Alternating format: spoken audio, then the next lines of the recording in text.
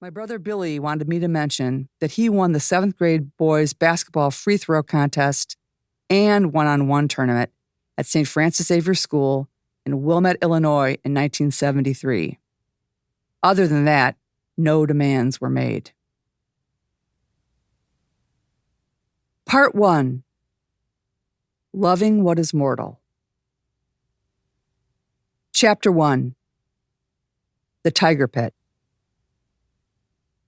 When we were little, my sister Patty and I liked to pretend that ferocious tigers lurked in the space between our twin beds, just waiting to rip us to shreds. They stalked us at night with their razor-sharp fangs, growling and snorting and licking their chops. Dip a toe or finger down too low and snap, they'd chomp it off clean to the bone. We'd bounce from one bed to the next, shrieking as we flew through the air. "Pipe down, you two, or I'll come in there and beat you to a bloody pulp," my mother would yell from her bedroom down the hall. The invisible tigers scared us. Our mother did not. "Watch this," I'd whisper to Patty as I leaned over the side of my bed and slowly wiggled my fingers down into the pit. She'd poke her curly little head over the side of her bed and stare into the big black hole, nervously wheezing as she waited for one of the tigers to take the bait. I'd squeeze my eyes shut, imagining the hungry beasts skulking towards us, the smell of their musky fur filling my nostrils, and feel the thumping of my heart in the middle of my throat. "I said, pipe down," my mother would call out, weaker this time. We knew she didn't have the energy to beat us, much less into any bloody pulp. My mother, Jean Kissinger, an erstwhile debutante with a genius IQ, now spent her days rubbing ointment on babies' blistered bottoms, wiping snot off our faces, plastering our cowlicks with her spit, and dripping warm medicine into our oozing, infected ear canals. She stuffed our lunch bags with peanut butter and potato chip sandwiches as she helped us conjugate Latin verbs, folded laundry while she quizzed us on our multiplication tables, and typed our term papers between bouncing a baby on her lap and ironing our uniform blouses.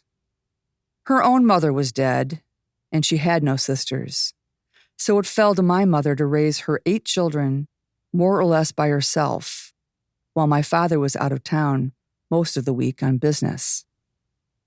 My father, Bill Kissinger, we called him Homer, sold advertising space to companies that manufactured tranquilizers and other so-called ethical pharmaceuticals to harried mothers of the baby boom.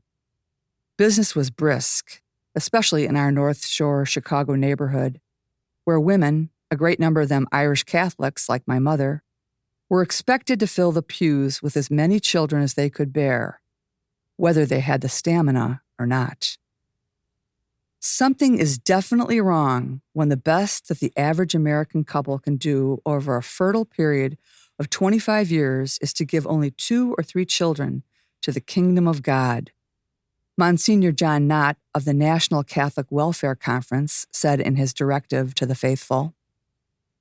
The Catholic marriage manual that my mother and her friends read religiously cautioned, when parents consciously choose the small family as their way of life, they're expressing their ambition for material luxury as opposed to the spiritual pleasures which child-rearing can give.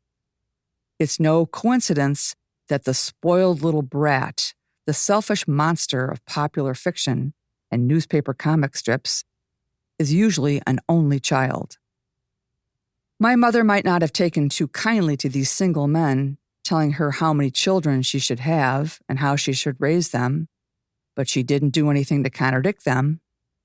She and Homer gamely produced 5 girls and 3 boys from 1952 to 1964, each one feistier than the last, scrapping and chasing and pawing like a pack of puppies.